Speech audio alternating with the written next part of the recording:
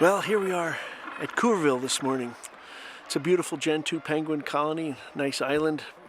But we're surprised when we got ashore that there's a little Weaner elephant seal. Not a usual species for around here.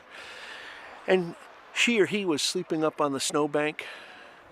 And after we got about half the guests ashore, it decided to come down and investigate our life jacket barrels.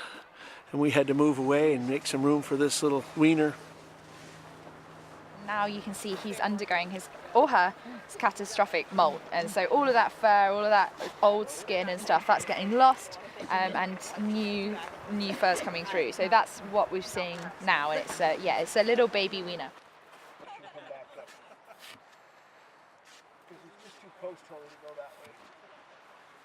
Imagine that huge meal that you've just had and top it off with a beer, right? And all of a sudden you let out this big belch. Now, can you continue a little further? All at once. I said, I hate to anthropomorphize them, but my goodness, we all felt like he did. It was really great.